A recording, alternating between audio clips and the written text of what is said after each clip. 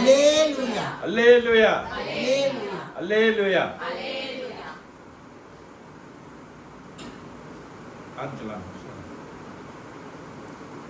கர்த்தருடைய பரிசுத்த நாமத்துக்கு மகிமை உண்டாவதாக.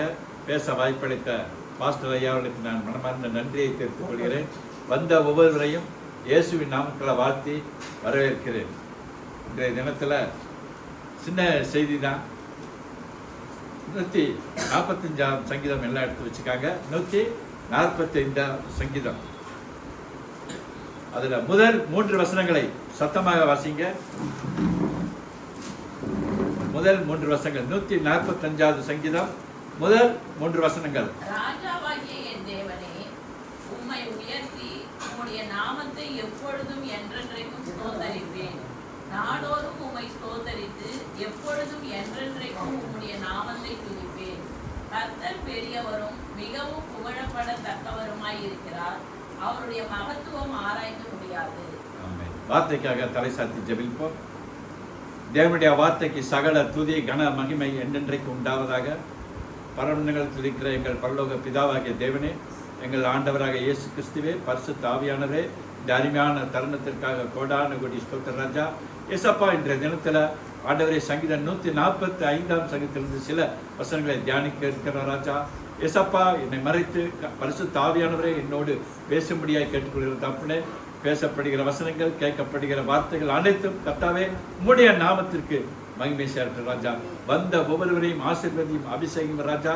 ஏசப்பா, வந்தவர்கள் வந்தவனமே திரும்பி செல்லாமல் உடைய வசனத்தை கேட்டவர்களாய், இந்த வசனத்தின்படி கேட்டு அதன்படி நடப்பவர்களாயும் அதை மற்றவர்களுக்கு அபியாசப்படுத்துவர்களாயும் இருக்க கர்த்தாவே நீர் உதவி செய்யும்படிக்கு இரட்சகராக இயேசு கிறிஸ்துவின் அதிகாரமுள்ள நாமத்தினாலே சிறந்தாழ்த்தி ஜெபம் கேட்டுக்கொள்கிறேன்.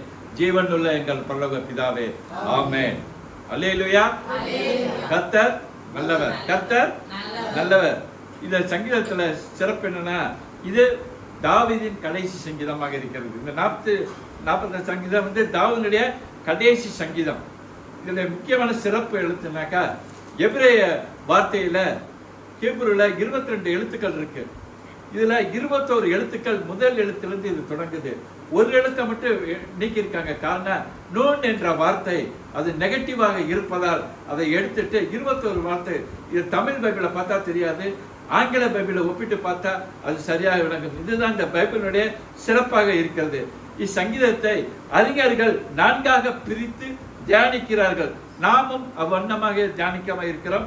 இச்சங்கீதம் 1 7 முதல் தொடங்கி முதல் பகுதி தேவனுடைய வல்லமை செயல்களை துதித்து பாடி அதற்காக தேவனை துதிக்கிற பகுதியாக இருக்கிறது. அதாவது 1 7 வசனங்கள் தொடங்கி முதல் பகுதி தேவனுடைய வல்ல செயல்களை துதித்து பாடி அதற்காக தேவனை துதிக்கிற பகுதியாக இருக்கிறது. இரண்டாவது 8ஆம் வசனத்திலிருந்து 13ஆம் வசனம் வரை உள்ள 2ஆம் பகுதி தேவனுடைய தயவை குறித்து பாடுகிறது. தேவனுடைய தயவு இல்லாம ஒண்ணுமே செய்ய முடியாது. எல்லாருக்கும் என்ன வேணும்? தேவனுடைய தயவு வேணும். மனித தயவு வேணும், தேவ தெய்வம் அதை விட மிக முக்கியமாக கருதப்படுகிறது. மூன்றாவதாக 14 முதல் 16 வரையில் உள்ள 3ஆம் பகுதி தேவனின் பராமரிப்பு குறித்த செயல்களை குறித்து பாடுபடுகிறது. ஏதாவது பராமரிப்பு, பறவைகளுக்கும் மனிதர்களுக்கும் அவர் என்ன செய்யறது? பராமரித்து போஷிக்கின்றவராக அவர் இருக்கிறார். நான்காவதாக 17 21 வரையில் உள்ள 4ஆம் பகுதி தேவனுக்கும் மனிதனுக்கும் உள்ள உடன்படிக்கை குறித்து பாடுகிறது. அல்லேலூயா. இதான் இது இச்சங்கீதத்துல 21 வாக்கியங்கள் இருக்குது. ஒவ்வொரு எழுத்தும் என்ன செய்யுது? இந்த ஹீப்ரு வார்த்தையில தான், அது ஹீப்ரு வார்த்தையில தொடங்குது. இதே சங்கீதம் 119 ஹீப்ரு எழுத்து வரிசையா கொடுத்துருப்பாங்க. ஆலப்புல தொடங்கி 22. இதுல ஒரு எழுத்தை மட்டும் மிஸ் பண்ணிருக்காங்க. நூன் என்ற வார்த்தை அது நெகட்டிவா இருப்பா, அதை எடுத்துட்டு 22 இதுல வாக்கியங்கள் அது இருக்கிறது. இதுல குறிப்பிட்ட யூதர்கள் 3 முறை ஜெபம் செய்வார்கள். யூதர்கள் எத்தனை முறை செய்வாங்கன்னா 3 முறை. இதை எப்படி இவர்கள் பாடல்கள் பாடுவாங்கன்னா, 84ஆம் சங்கீதத்தில் தொடங்கி 115ஆம் சங்கீதம் 18ஆவது வசனத்துல இந்த யூதர்கள் என்ன செய்வாங்க? பாட்டு பாடி முடிப்பார்கள் என்று வேதம் சொல்லுகிறது. எப்படி? 84ஆவது சங்கீதத்துல இந்த பாடல்களை சங்கீதம்னால என்னது? பாடல் தான். 84ஆவது சங்கீதத்துல யூதர்கள் தொடங்கி 115ஆவது சங்கீதத்துல 18ஆவது வசனத்துல இது முடிப்பாங்களாம். பாட்டு அப்படி பாடுவாங்களாம். 85 தொடங்கி முதல்ல தொடங்கி 115வது வசனம் 18வது வசனத்துல அது முடிப்பார்கள் என்று சொல்கிறது. ஒரு யூதன் அஸ்ரே பிரேயர் 3 வேளை ஜெயிப்பான். அல்லேலூயா. ஒரு யூதன் எத்தனை வேளை ஜெயிக்கிறான்? 3 வேளை அவன் ஜெபிக்கிறதா இருக்கிறான். நாள்தோறும் எப்பொழுதும் என்றென்றைக்கும் துதிப்பார்கள். அல்லேலூயா. நாம எப்படி துதிக்கிறோம்? நாள்தோறும் எப்பொழுதும் என்றென்றைக்கும் துதித்துக் கொண்டே இருப்பார்கள். முதல் 3 வசனங்களை அவர் எவ்வளவு மகா பெரிய தேவன் என்பதை குறிக்கிறது, துதிக்கிறது. திருப்பி ஒரு வாசிங்க. முதல் 3 வசனம் அதே 145ல. ராஜாவாகிய என் தேவனே, உம்மை உயர்த்தி உம்முடைய நாமத்தை எப்பொழுதும் என்றென்றைக்கும் ஸ்தோத்தரிப்பேன். நாடோறும் உம்மை ஸ்தோத்தரித்து எப்பொழுதும் என்றென்றைக்கும் உம்முடைய நாமத்தை துதிப்பேன். கர்த்தர் பெரியவரும் மிகவும் புகழப்படத்தக்கவருமாய் இருக்கிறார். அவருடைய மகத்துவம் ஆராய்ந்து முடியாது. கர்த்தர் எப்படிப்பட்டவர்? பெரியவரும் மிகவும் புகழப்படத்தக்கவருமாய் இருக்கிறார். அவருடைய மகத்துவம் ஆராய்ந்து முடியாதது என்று சங்கீதக்காரன் சொல்கிறார். நாம் நினைவிற்கு எட்டாதது, புரிந்து கொள்ள முடியாதது, கற்பனைக்கு எட்டாதது. கர்த்தருடைய செய்கைகள் நம்ம கற்பனைக்கு என்னது எட்டாவதாக இருக்கிறது. கர்த்தரை துதிக்கிற துதி நம் எண்ணத்துல எப்பொழுதும் இருந்து கொண்டே இருக்க வேண்டும். என்ன வேலை செஞ்சாலும், போனாலும், நடந்தாலும், வந்தாலும் நம்முடைய எண்ணத்துல என்ன இருக்கணும்? கர்த்தரை துதிக்கிற துதி இருந்துகிட்டே இருக்கணும். சமையல் வேலை, அடுப்படியில வேலை பார்த்தாலும் என்ன செய்யணும்? ஸ்தோத்திரம் ஸ்தோத்திரம் சொல்லி என்ன பாத்திரம் கழுவிட்டு சமைச்சுக்கிட்டே இருக்கணும். அதைத்தான் என்ன செய்யறது? கர்த்தர் பிரியப்படுகிறார். கர்த்தர் என் தேவன், கர்த்தர் என் மேய்ப்பர், கர்த்தரின் கோட்டை என்று தாவீது சொல்வது போல நாம் எப்பொழுதும் சொல்ல வேண்டும். நான் என்ன செய்வேன்? கண்ணாடி முன்னாடி என்று ஒவ்வொரு சொல்ல படைக்க காலையில எந்திரிச்சு கர்த்தர் என் மேய்ப்பராக இருக்கிறார், நான் தாழ்ச்சி அடையேன், ஒருபோதும் வெட்கமடையேன். கர்த்தரின் பக்கத்தில் இருக்கிறார், கர்த்தரின் அபிஷேகம் என் மேலே, கர்த்தர்கரன் என் மேலே, தேவனுடைய அபிஷேகம் என் மேலே. அப்படி நம்ம என்ன செய்யணும்? காலையில சொன்ன வார்த்தைகளை சொல்லி, தேவனுடைய வார்த்தைகளை சொல்லி நம்ம என்ன செய்யணும்? சத்தப்பட்டு மற்றவங்க என்ன பத்தி சொல்லுவாங்க அதை பத்தி நம்ம கவலையப்படக்கூடாது. காலையில கண்ணாடி முன்னாடி நின்று கர்த்தரின் பக்கத்தில் இருக்கிறார், கர்த்தருடைய வல்லமை எனக்குள்ள இருக்கிறது, தேவ அபிஷேகம் என் மேலே, தேவ கரம் என் மேலே இருக்கிறது, கர்த்தரினோடு இருக்கிறார், பரிசுத்த ஆவியானவர் என் இருதயத்திலே வாசமாக இருக்கிறார், கர்த்தருடைய ஆவி என் மேலே இருக்கிறது, கர்த்தருடைய ஆவி எனக்குள்ளே தரிப்பிக்கப்பட்டிருக்கிறது. அப்படி ஒவ்வொரு நாளும் சொன்னா மரணமும் ஜீவனும் எத அதிகாரத்தில் இருக்க? நாவின் அதிகாரத்தில் இருக்க. நீதிமொழியில் சொல்லப்பட்டிருக்கிறது. நான் நாவால என்ன சொல்றோமோ அதை நிச்சயம் என்ன செய்ய பலிக்கு. அப்ப நம்ம நல்ல வார்த்தைகளை என்ன செய்யணும்? அனுதினமும் சொல்ல பழகி கொள்ள வேண்டும். காலையில் எந்திரிச்சான யார் என்ன சொல்ல நினைப்பாங்க பத்தி கவலைப்படாதீங்க. எந்திரிச்சான முகத்தை கழுவிட்டு நேர கண்ணாடி மாட்டி சொல்லுங்க, கர்த்தர் என் மேய்ப்பராக இருக்கிறார், நான் தாழ்ச்சடையேன், கர்த்தர் என் கூடவே இருக்கான, ஒருபோதும் வெட்கமடையேன், என் கூடவே இருக்கிறார் என்று சொல்லணும். என் சொல்ற மேல நான் போட்டிருப்பேன், கர்த்தர் மிக பயங்கரமான தேவன் என்னோட இருக்கிறது அப்படின்னு நான் எழுதியிருப்பேன். நான் இது மாதிரி எப்பொழுதுமே நீர் தான் ஆண்டவரை என் கோட்டை, நீர் தான் என் துருகம் கேடகம் எல்லாமே அவர் உயர்த்தி சொல்லிக்கொண்டே இருக்கணும் ஒவ்வொரு நாளும். அதுல அவர் துதிகள் என்ன செய்யறாரு? அவர் பிரியப்படுகிறார். தாவீது அந்த மாதிரி செஞ்சான், துதித்து கொண்டே இருந்தான். கஷ்டமா இருந்த சூழ்நிலையும் சரி, சோதனை வந்த சூழ்நிலையிலும் சரி, தாவீது என்ன செஞ்சான்? துதித்து கொண்டே இருந்தான். அவனை சுற்றி வெறும் பகைஞர்கள் தான் கூடி இருந்தாங்க, கூட இருக்கிறவங்களே சதிச்சவர்கள். அதை பத்தி கவலையில கர்த்தர் என்னோடு இருக்கிறார், கர்த்தர் நம்மோடு இருக்கிறார் என்று நம்ம என்ன செய்யணும்? நெஞ்ச தட்டி மாபெரும் தேவன் நம்மோடு இருக்கிறார், வேற யாரும் இல்லை. மாபெரும் அதிசயங்களை செய்கிறவர், உன்னதங்களிலே வாசமா இருக்கிறவர் என்னது? என்னோடு இருக்கிறார் சொல்லி நம்ம ஒவ்வொருவரும் சொல்லணும். முதல் 3 வசனங்களில் கர்த்தர் மகா பெரிய தேவன் என்று குறிக்கப்பட்டிருக்கிறது. ரோமர் 11ஆம் அதிகாரம் 33ஆம் வசனம் வாசிங்க. ரோமர் 11:33.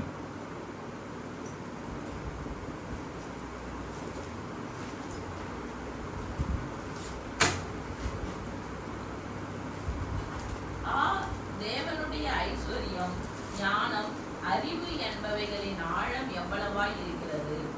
அவருடைய நியாய தீர்ப்புகள் அளவிடப்படாதவைகள், அவருடைய வழிகள் ஆராயப்படாதவைகள். எவ்வளவு வழிகள் ஆராயப்படாதவைகள் என்று சொல்லுகிறது. கர்த்தர் எவ்வளவு பெரியவை என்பதை இந்த வசனத்தின் மூலம் நம்ம என்ன செய்யணும்? புரிந்து கொள்பவர்களாக இருக்க வேண்டும். அடுத்து வெளிப்படுத்தல் 1ஆம் அதிகாரம் 8ஆம் வசனம். ஒருத்தர் வெளிப்படுத்தல் 4ஆம் அதிகாரம் 8ஆம் வசனத்தை எடுத்துக்காங்க. நான் பொதுவா வசனங்கள் தான் எங்க போனாலும் சொல்லிக்கிட்டே இருப்பேன். வசனத்தை எழுத சொல்லுவேன். கண்டிப்பா வசனத்தை தான் போதித்துக்கிட்டே இருக்கணும். அன்றைக்கு வசனத்தை போதிக்கிற சபைகள் தான் இருந்தது. வசனம் தான் முக்கியம். வசனத்தை பிள்ளைகளுக்கு நம்ம சொல்லி கொடுத்துக்கிட்டே இருக்கணும். 1:8. இருக்கிறவரும் இருந்தவரும் வருகிறவரும் ஆகிய சர்வ வல்லமை உள்ள கர்த்தர், நான் அல்பாவும் ஒமேகாவும் ஆதியும் அந்தமுமாய் இருக்கிறேன் என்று திருவுளம் பற்றுகிறார். 4:8 வெளிப்படுத்தல். அந்த 4 ஜீவன்களிலும் ஒவ்வொன்று அவ்வாறு சிறகுகள் உள்ளவைகளும் சுற்றிலும் உள்ளேயும் கண்களால் நிறைந்தவைகளுமாய் இருந்தன.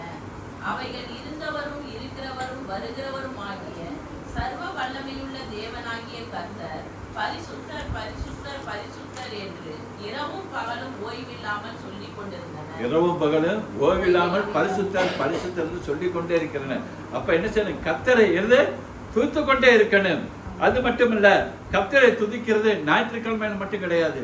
சில பேர் ஞாயிற்றுக்கிழமை மட்டும்தான் வந்து துதிப்பாங்க. மற்ற 6 நாள் அவங்க வேலையை செஞ்சுட்டு போய்கிட்டே இருப்பாங்க. ஞாயிற்றுக்கிழமைகளை மட்டும் துதிக்கிறது கிடையாது. நம்ம வாயை திறந்தாலே நாம் வாயில துதி இருக்க வேண்டும். சில பேர் ஞாயிற்றுக்கிழமை வருவாங்க, வெளியே போனா வாயிலிருந்து என்ன வரும்? கெட்ட வார்த்தை தான் வரும். அந்த மாதிரி நம்ம இருக்கக்கூடாது. நம்ம என்ன செய்யணும்? ஞாயிற்றுக்கிழமை தான் போனோம், ஞாயிற்றுக்கிழமை தான் கர்த்தரை தேடணும், ஞாயிற்றுக்கிழமை தான் பைபிளை. சில பேர் பைபிள் இல்லைன்னா தேடுவாங்க. வீட்டுக்குள்ள போனாக்க பாஸ்டர் உள்ள போயிட்டு என்ன செய்வாங்க? எங்கடா வச்ச இந்த ஞாயிற்றுக்கிழமை ஒரு இடத்துல வச்சாங்கன்னா அது அடுத்த ஞாயிற்றுக்கிழமை தான் எடுத்துட்டு வர்ற குடும்பம் நிறையவே இருக்கு. அந்த மாதிரி நம்ம செய்யணும், பைபிளை தேடிக்கிட்டு இருக்கக்கூடாது. எப்பொழுதுமே என்ன செய்யணும்? கர்த்தரை நான் வாயை திறந்தாலே என்ன செய்யணும்? துதிக்கிற துதி வாயில இருக்க வேண்டும். அது மட்டும் இல்லாம நானும் என் வீட்டாரும் என் சந்ததிகளை துதிக்க நாம் கற்றுக் கொடுக்க வேண்டும். இந்த 4வது 145 நாளிலிருந்து 7 வரைக்கும் வாஸ்து பார்த்தாக்கா நம்ம மட்டும் இருக்கக்கூடாது, நாமும் என் வீட்டாரும் என் சந்ததிகளை நாம் கற்றுக் கொடுக்க வேண்டும். கர்த்தரை துதிப்பதற்கு நம்ம மட்டும் துதித்தா பத்தாது, நம்முடைய பிள்ளைகளை நம்முடைய சந்ததிகளை கர்த்தரை எப்படி துதிக்கணும் கற்றுக் கொடுக்க வேண்டும் என்று வேதம் சொல்கிறது. கர்த்தர் செய்த காரியத்தை நாம் அடுத்த தலைமுறைக்கு எடுத்து சொல்ல வேண்டும். அது நம்ம தலைமையில் விழுந்த கடமையாக இருக்கிறோம். அல்லேலூயா. கர்த்தர் செய்த காரியத்தை நாம் அடுத்த தலைமுறைக்கு என்ன செய்யணும்? நம்மளோட போயிடக்கூடாது. நாம் வருகிற சந்ததிக்கு தலைமுறை பிள்ளைகளுக்கு என்ன செய்யணும்? சொல்லிக் கொடுக்க விளக்க வேண்டும். கர்த்தர் எதை சொல்லிக் கொடுக்க வேண்டும்? கர்த்தர் செய்த நன்மைகளை, கர்த்தர் செய்த அதிசயத்தை, கர்த்தர் செய்த அற்புதத்தை, நம்மை பராமரித்ததை, பாதுகாத்ததை, நம்மை வழி நடத்தினதை நாம் பிள்ளைகளுக்கு மற்றவர்களுக்கு எடுத்து விவரித்து சொல்ல வேண்டும். நான் எப்படி இருந்த பிள்ளைகளே, இன்னைக்கு நான் எப்படி இருக்கேன் அப்படி நம்ம சொல்லிட்டு பிள்ளைகளுக்கு யார் சொல்லுவா? நம்ம தான் என்ன செய்யணும்? பிள்ளைகளுக்கு நான் ஒரு காலத்துல இப்படி இருந்தேன், இன்னைக்கு கர்த்தர் இன்னைக்கு எடுத்து இவ்வளவு கஷ்ட சூழ்நிலை நான் எழுந்து மறந்தேன், இன்னைக்கு எப்படி உயர்ந்த நிலையில இருக்கிறேன், கர்த்தர் இன்னைக்கு எப்படி போஷித்தார், கர்த்தர் எப்படி என்னை பராமரித்தார்ன்றது நம்ம தான் என்ன செய்யணும்? பிள்ளைகளுக்கு எடுத்து. சில பேர் என்ன சொல்றாங்க? நம்ம கஷ்டம் நம்மளோட பிள்ளைகளாவது நல்ல கஷ்டம் சொல்லி வளர்க்கவே மாட்டாங்க. சில பேர் பார்த்துருக்கீங்க, என் கஷ்டம் என்னோட, நம்ம பிள்ளைகளாவது நல்லவருக்கு சொல்ல மாட்டாங்க. அப்ப பிள்ளைகளுக்கு கஷ்டமே தெரியாம போயிடும். நம்மளே நினைச்சேன்னு நம்ம பிள்ளைகளுக்கு நான் எப்படி கஷ்டப்பட்டு எப்படி கர்த்தருக்குள்ள வந்தேன், கர்த்தருக்குள்ள வர்றதுக்கு முன்னாடி நான் ரசிக்கப்படுறதுக்கு முன்னாடி எப்படி இருந்தேன், பின்னாடி எப்படி இருந்தேன், நம்ம தான் என்ன செய்யணும்? பிள்ளைகளுக்கு சொல்லிக் கொடுக்க வேண்டும். அப்படி சொல்லி கொடுத்தாதான் பிள்ளைகளும் என்ன செய்வாங்க? அதே சூழ்நிலையில அவர்களும் வளருவாங்க. இல்லாட்டி என்ன செய்வாங்க? அவங்க வழியில போய்கிட்டே தான் இருப்பாங்க. நம்ம தான் என்ன செய்யணும்? பிள்ளைகளை திருப்பி கர்த்தருக்குள்ள கொண்டு வர வேண்டும். அல்லேலூயா. சங்கீதம் 78:4 வாசிங்க. 78:4.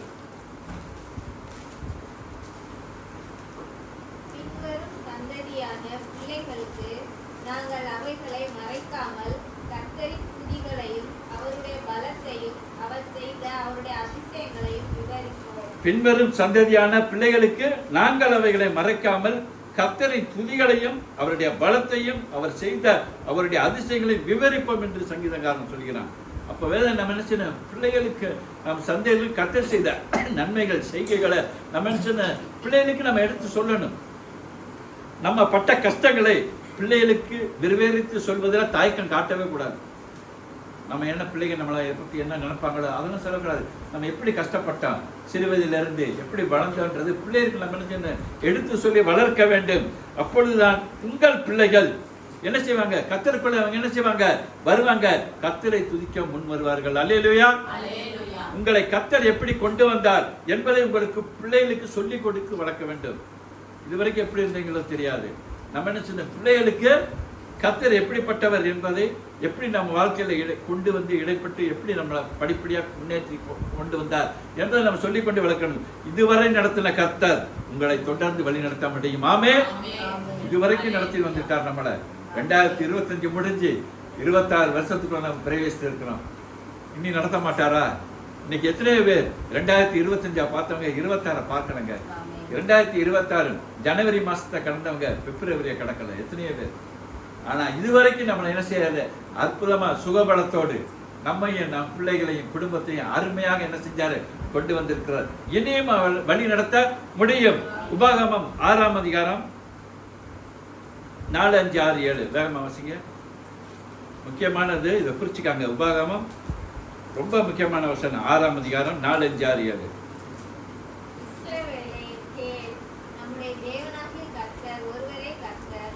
நீ உன் தேவனாகிய கர்த்தரிடத்தில் உன் முழு இருதயத்தோடும் உன் முழு ஆத்மாவோடும் உன் முழு பலத்தோடும் அன்பு கூர்வாயாக. இன்று நான் உனக்கு கட்டளையிடுகிற இந்த வார்த்தைகள் உன் இருதயத்தில் இருக்க கடவுது. நீ அவைகளை உன் பிள்ளைகளுக்கு கருத்தாய் போதித்து, நீ உன் வீட்டில் உட்கார்ந்திருக்கிற போதும், வழியில் நடக்கிற போதும், படுத்துக் கொள்ளுகிற போதும், எழுந்திருக்கிற போதும் அவைகளை குறித்து பேசி, அவைகளை உன் கையின் மேல் அடையாளமாக கட்டிக்கொள்வாயாக. அவைகள் உன் கண்களுக்கு நடுவே ஞாபகக்குறியாய் இருக்க கடவுள். நீ அவைகளை உன் பிள்ளைகளுக்கு கருத்தாய் போதித்து, நீ உன் வீட்டில் உட்கார்ந்திருக்கிற போதும், வழியில் நடக்கிற போதும், படுத்துக் கொள்கிற போதும், எழுந்திருக்கிற போதும் அவைகளை குறித்து பேசி, அவைகளை உன் கையின் மேல் அடையாளமாக கட்டிக்கொள்வாயாக. அவைகள் உன் கண்களுக்கு நடுவே ஞாபகக்குறியாக இருக்க கடவுள் என்று உபாகமத்தில் தெளிவாக. இந்த வசனம் ரொம்ப முக்கியமானது. 6ஆம் அதிகாரம் 4, 5, 6, 7 நல்லா குறிச்சிருக்கேன். பிள்ளைகளுக்கு என்ன செய்யணும், வீடுகளை எழுதி வைக்கிறாங்க வசனங்க. எதுக்கு? கண்களை படுறதுக்கு தான். கண்களில் படுறதுக்கு பிள்ளைகளை வேத வாசிட்டு ஸ்கூலுக்கு போக சொல்லுங்க. வேதம் படிச்சுட்டு அப்புறம் சாப்பாடு கொடுங்க. படிச்சுட்டு குடும்பமா ஜெபம் பண்ணணும். பிள்ளைகளுக்கு நம்ம தாங்க முன்மாதிரியா இருக்கணும். நம்மளே இருந்தோம்னா பிள்ளைங்க எப்படி நல்ல பழக்கத்தில் வளரவே வளராது. இந்த உபகாரம் 4, 5, 6 பிள்ளைகளை படிக்க சொல்லுங்க. காலையில் எந்திரிச்சோன்னா பிள்ளைகளை என்ன செய்யணும், வசனத்தை வாசித்து ஸ்கூலுக்கு போக சொல்லுங்க. யாரா வேலைக்கு போறவங்களாலும் சரி, காலேஜுக்கு போற பிள்ளைகளா இருந்தாலும் சரி, பைபிள் வசனத்தை வாசித்து என்ன செய்யணும், போக சொல்லுங்க. உங்கள் பிள்ளைகளுக்கு கர்த்தர் செய்த நன்மைகளை கர்த்தாய் எடுத்து விவரித்து சொல்ல வேண்டும். இந்த 7, 8, 9 வசனங்கள்ல சொல்லப்பட்டிருக்கிற மாதிரி கர்த்தர் இஸ்ரவேலுக்கு மட்டுமல்ல எல்லாருக்கும் அவர் நல்ல தேவன். அல்லேலூயா. இஸ்ரவேலருக்கு மட்டுமல்ல இந்த உலகத்தில் பிறந்த அனைவருக்கும் அவர் நல்ல தேவனாய் இருக்கிறார். அவர் இரக்கம் எல்லா கிரியைகளிலும் உள்ளது. அவருடைய இரக்கம் என்னது? எல்லா கிரியைகளிலும் உள்ளது. மெர்சி என்பது எனக்கு வர வேண்டியதை அவர் எடுத்துக்கொள்வது. நமக்கு வர ஆபத்தை என்ன செஞ்சாரு, நமக்கு வந்த சாபத்தை, நமக்கு வந்த கஷ்டம் எல்லாத்தையும் அவர் சிலுவையில் அவர் எடுத்துக்கொண்டாரு. அதான் மெர்சி. இரக்கம் என்பது எல்லா கிரிகளையும் உள்ளது. மெர்சி என்பது எனக்கு வர வேண்டியதை அவர் எடுத்துக்கிட்டார். நமக்கு வந்த சாபம் பாவம் எல்லாத்தையுமே அவர் எடுத்துக்கிட்டாரு. கிருபை என்பது என்னை வாழ வைக்கிறது. அல்லேலூயா. கிருபையோட தான் இன்னைக்கு நம்ம இங்க கூடி இருக்கிறோம். கிருபை இல்லாம என்ன செய்ய முடியாது. இம்மட்டுமா நம்மளை உயிரோட காத்திருக்கிறது அவருடைய சுத்த கிருபை தான். அதுவே மிகப்பெரிய சாட்சி. ஒவ்வொரு நாளும் காலையில வேலைக்கு போனவங்க சாயங்காலம் வீடு திரும்புறது இல்லை, நைட்டு தூங்கினவங்க காலையில எந்திரிக்கிறது இல்லை. ஆனா ஒவ்வொரு நாளும் என்ன செஞ்சிருக்காரு, நம்மளை அருமையாக நிம்மதியா தூங்க வச்சு வேலைக்கு போக்கை வரத்தை பாதுகாத்து, அது அவருடைய கிருபையே. அவர் இரக்கம் நம்ம மன்னித்து மன்னித்து விடுதலை ஆக்கிறது. மனிதன் எத்தனையோ பாவங்களை செய்யறோம், எத்தனையோ பொய் பேசுறோம். ஆனா ஒவ்வொரு அவர் என்ன செய்யறார், மன்னித்து கொண்டே இருக்கிறார். ஒரு நாள் மட்டுமே 1000 தலைமுறை மட்டும் அவர் மன்னிக்கிறார். இரக்கம் உள்ளவராக இருக்கிறார், மன்னிக்கிற தேவனாக இருக்கிறார். நம்ம என்ன செய்யணும், மற்றவர்களை மன்னிக்கிற சுவாமம் நமக்குள்ள வேண்டும். நம்ம மனிதர்களை மன்னிக்கிறது இல்லை. விடாப்படியா நீ இப்படி செஞ்சுட்டு நான் அவன்கிட்ட பேச மாட்டேன் போ அப்படின்னு நம்ம செய்யற தப்பலை என்ன செய்யறது, ஒவ்வொருவரும் மன்னிச்சுக்கிட்டே இருக்காரு. எத்தனை முறை மன்னிக்க போறாரோ தெரியல. அவர் வர்றவரே அதைத்தான் செய்ய போறாரு. நம்ம என்ன செய்யணும், ஒவ்வொரு நாளும் நம்ம செய்த தப்புங்களை இரவுல முழங்கால் போட்டு ஆண்டவரை தெரிய தவறு பண்ணிட்டேன், மன்னிச்சுட்டேன், பிள்ளைகளை அடிச்சுட்டேன், வீட்டுக்காரரை தப்பா பேசிட்டேன், கணவரை மனைவியை தப்பா பேசிட்டேன், இன்னைக்கு சரியா மன்னிப்பு ஆண்டவர்கிட்ட என்ன செய்யணும். ஆண்டதினம் நம்மளை பரிசுத்த அவர் என்ன சொல்லிட்டார் வெளிப்படுத்த கடைசியில, நான் வருகிற வரை பரிசுத்தம் உள்ளவன் இன்னும் பரிசுத்தம் ஆகிக்கொண்டே இருக்கணும். ஒரு நாள் பரிசுத்தம் இல்லை, ஒரு நாள் ரட்சிப்பு இல்லை. ஒவ்வொரு நாள் என்ன செய்யணும், பரிசுத்தப்படுத்தி கழுவிக்கிட்டே இருக்கணும். அதுக்கு தான் ஞாயிற்றுக்கிழமை சபைக்கு வர்றது. சில பேர் வீடுகளுக்கு ஜெபிக்க வர முடியல, வீடுகளுக்கு ஜெபிக்க முடியல. அதனால ஞாயிற்றுக்கிழமை ஒவ்வொரு நாள் சபை கூடுறது. கூடி உங்களுடைய குற்றங்களை குறைஞ்ச பாவ மன்னிப்பு கேட்டுட்டு என்ன செய்ய ஆண்டவரை துதிக்கணும். அதுதான் ஞாயிற்றுக்கிழமை சபைக்கு வர்றது. சில சபைக்கு வர்றதே கஷ்டமா இருக்கு. வருந்தி போன் பண்ணி வந்தாச்சா பரட்டாச்சான்னு கேட்கிற சபைகளை வந்து கார் அனுப்பி ஆட்டோ அனுப்பி கூட்டு வர்ற சபைகள் இன்னைக்கு இருக்குது. எப்படியாவது மக்கள் திருந்த மாட்டாங்களா? அதை உணர்றது இல்லை. பாஸ்டருக்கு என்ன சில பேர் இந்த ஞாயிற்றுக்கிழமை போனேன், 3ஆவது ஞாயிற்றுக்கிழமை போய்க்கிடுவோம், போன வாரம் தானே போனோம் அப்படின்னு சொல்ற எத்தனையோ பேர் இருக்கிறாங்க. எத்தனை பேர் பெயர் கிறிஸ்தவர்கள் நிறைய பேர் இருக்காங்க. அந்த மாதிரி நம்ம இருக்கக்கூடாது. அந்த மாதிரி நம்ம இருக்கக்கூடாது. ஒவ்வொரு முறை என்ன செய்யறாரு? நமக்கு மன்னித்து மன்னித்து விடுதலை கொடுத்து கொண்டே இருக்கிறார். மத்தேயு 5ஆம் அதிகாரம் 45வது வசனம் எடுத்துக்கொள்ளுங்க. மத்தேயு 5ஆம் அதிகாரம் 45வது வசனம். இப்படி செய்வதினால் நீங்கள் பரலோகத்தில் இருக்கிற உங்கள் பிதாவுக்கு புத்திரராய் இருப்பீர்கள். அவர் தீயோர் மேலும் நல்லோர் மேலும் தமது சூரியனை உதிக்க பண்ணி நீதி உள்ளவர்கள் மேலும் அநீதி உள்ளவர்கள் மேலும் மழையை பெய்ய பண்ணுகிறார். மழையும் சூரியன் வெயிலும் என்னது? நல்லவங்களுக்கு மட்டுமா பெய்யுது? எல்லாருக்கும் பெய்யுது. நல்லது. அப்ப எப்ப நல்லது பாருங்க. நல்லவர் மேலையும் பெய்யுது, தீயர் மேலையும் பெய்யுது. சூரியன் இல்லாட்டி நம்ம இன்னைக்கு சாகாரமே கிடையாது. புல்பொடி செடி எதுவுமே இருக்காது. எல்லாருக்கும் அவர் என்ன செய்யறாரு? கொடுக்கத்தான் செய்யறாரு, கொடுக்கத்தான் செய்யறாரு. இன்றைக்கு நாம் வந்து இருப்பதே அவர் இரக்கமே. அல்லேலூயா. நாம் ஜீவனோடு இறப்பதே அவர் இரக்கம். அல்லேலூயா. சங்கீதம் 145 10 வாசிங்க. 10. கர்த்தாவே, உம்முடைய கிரியைகள் எல்லாம் உம்மை துதிக்கும். உம்முடைய பரிசுத்தவான்கள் உம்மை ஸ்தோத்தரிப்பார்கள். கர்த்தாவே, உம்முடைய கிரியைகள் எல்லாம் உம்மை துதிக்கும். சூரியனை படைச்சார், அது என்ன செய்யுது? ஒளியை கொடுக்குது. சந்திரனை படைத்தார், ஒளியை கொடுக்குது. நட்சத்திரத்தை படைத்தார், அது மின்னுது. மரங்களை படைத்தார், பழங்களை கொடுத்து துதிக்குது. ஆனா மனிதனை படைத்தார், 6 அறிவுள்ள மனிதனை படைத்தார். மனிதன் எந்த பேச்சையுமே கேட்கறது, அவரை துதிக்கிறதும் இல்லை. வணங்கா கழுத்துள்ள ஜனங்களாக தான் இஸ்ரவேல் ஜனங்கள் அன்றைக்கு இருந்த மாதிரி தான் இன்றைக்கு மனிதர் இருக்காங்க. ஆண்டவர் படைத்த அனைத்து கர்த்தரை ஒவ்வொரு நாளையும் துதித்து பாடுகிறது. பறவைகள் என்ன செய்யுது? பாடி துதிக்குது. பறவைகள் பாடி துதிக்குது. மிருகங்கள் வாயை திறந்து அம்மான்னு சொல்லி துதிக்குது. சூரியன் தன் ஒளியை கொடுக்க மறக்குதா? இல்ல. சந்திரன் கொடுத்தார், அது ஒளியை கொடுக்குதா? மறக்குதா? இல்ல.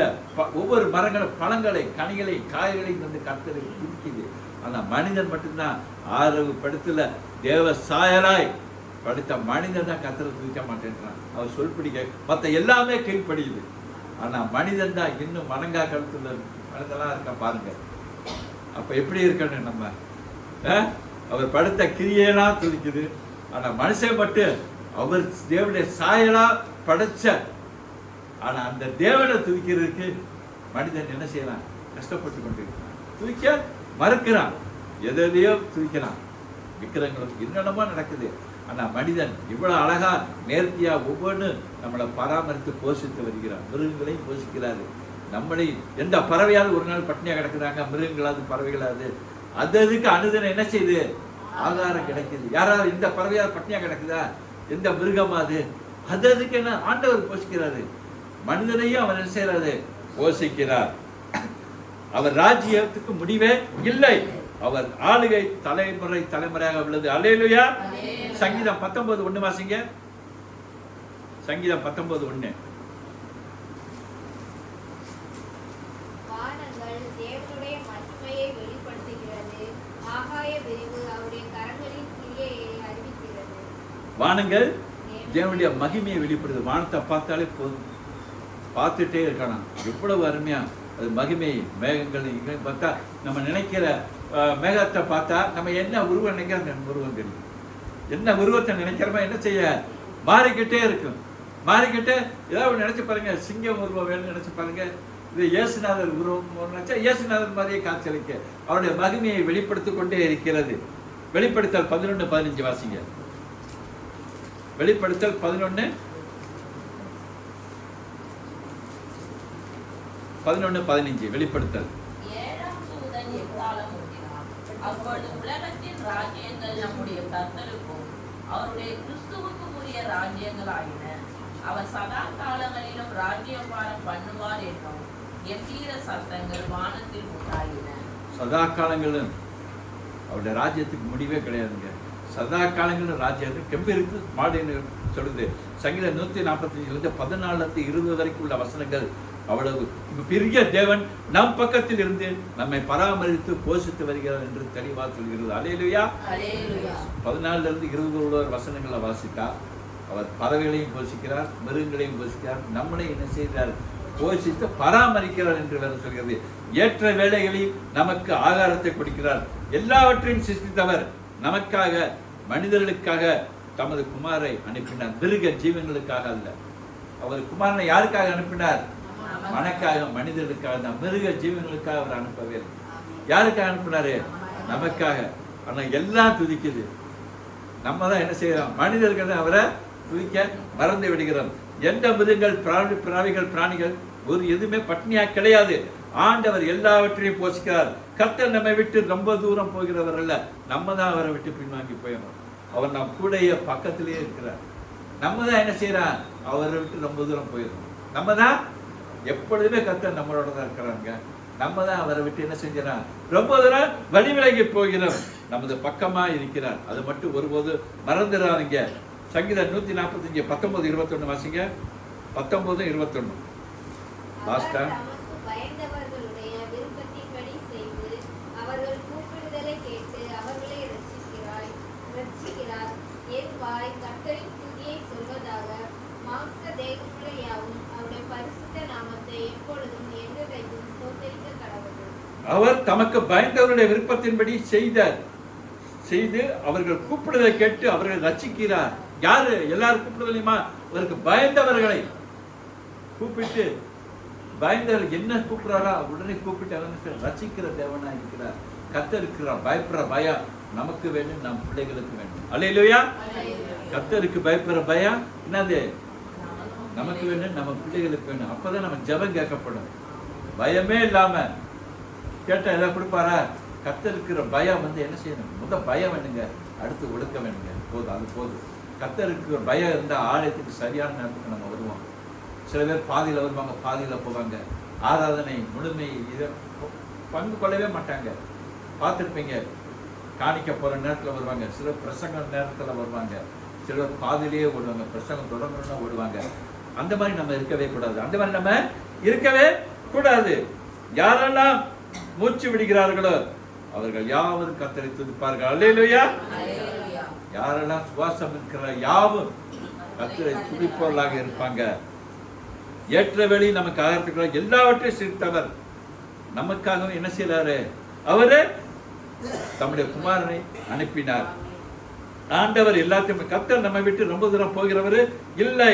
அடுத்தபடியாக சொல்ல போனா சங்கீதம் 115 8 வாசிங்க. 115 8 லாஸ்டா. அவைகளை பண்ணுகிறவர்களும் அவைகளை நம்புகிறவர்கள் யாவரும் அவைகளை போலவே இருக்கிறார். நாம் வாயில என்ன செய்யணும்? எப்பொழுதும் கர்த்தரை துதி எப்பொழுதுமே இருக்க வேண்டும். அல்லேலூயா. சிலையை வணங்குறவங்க வேணும், சிலை செய்யறாங்க, அது பேசுதா? இல்லை. அதே மாதிரி மற்றவங்க இருக்கக்கூடாது, அவங்கள மாதிரி நம்ம இருக்கக்கூடாது. கர்த்தரை எப்பொழுதும் துதித்திருக்கணும். திருப்பி ஞாபகம் வச்சுக்காங்க. ஒன்றாவது, நீங்கள் தினசரி கர்த்தரை துதிக்க வேண்டும். அல்லேலூயா. இரண்டாவது, ஒவ்வொரு நாளும் கர்த்தரை துதித்து அவர் செய்த நன்மைகளை கூற வேண்டும். மூன்றாவது, இரக்கம், மற்றவர்களுக்கு இரக்கம் பாராட்ட வேண்டும். அவர் நமக்கு இரக்கம் பாராட்டுறாரு, நம்மளும் மற்றவர்களுக்கு இரக்கம் பாராட்ட வேண்டும். நான்காவதாக, உங்களுக்கு என்னென்ன தேவையோ கர்த்தர் மேல் நம்பிக்கை வேண்டும். கேட்டு பார்ப்போம், கிடைச்சா கிடைக்குது அப்படின்லாம் இருக்கக்கூடாது. அவர் நிச்சயம் தருவார், நான் கேட்டதை தருவார் என்ற விசுவாசத்தோட நம்பிக்கையுடன் என்ன செய்யணும்? நம்ம இருக்க வேண்டும். அடுத்து அஞ்சாவதாக, அவர் என் பக்கத்தில் இருக்கிறார் என்பதை ஒருபோதும் மறக்கக்கூடாது.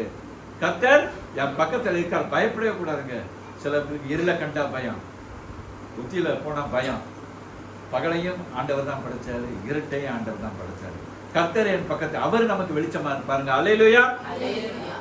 கர்த்தர் நமக்கு வெளிச்சமா, வசனம் நம்ம காதுக்கு என்ன தீபமா இருக்குது. அது போல எப்பொழுது கர்த்தர் என் பக்கத்தில் இருக்கிறார் என்பதை நினைவுல வச்சுக்காங்க. அடுத்து, உங்கள் பிள்ளைகளுக்கு கர்த்தர் செய்த நன்மைகளை சொல்லி கொடுக்க வேண்டும். நம்ம பராமரித்த விதம், நம்ம வளர்ந்த விதம், நம்ம எப்படி ரசிக்கப்பட்டோம், நம்ம எப்போ உயர்ந்த நிலையில வந்தோம், பின்னாடி என்ன இருந்தோம், இப்போ எப்படி இருக்கோ நம் பிள்ளைகளுக்கு நம்ம சொல்லிக் கொடுக்க வேண்டும், நம் சந்தைகளுக்கு சொல்லிக் வேண்டும். 7வதாக கர்த்தருடைய குணாதிசயங்களை ஆராய்ந்து எப்பொழுதும் நினைத்து அவரை மட்டுமே பார்க்க வேண்டும். நம்முடைய பிரச்சனைகள் கவலைகள் எல்லாம் போய்விடும். நம்ம என்ன செய்யணும், அவரை மட்டுமே பார்க்கணும். மனிதனுக்கு கஷ்டம் நஷ்டம் எல்லாமே வருங்க. சில பேர் என்ன செய்வாங்க, கஷ்டம் வந்தா கர்த்தரை தூக்க மறந்துடுவாங்க. வீட்டில் ஜபம் இருக்காது.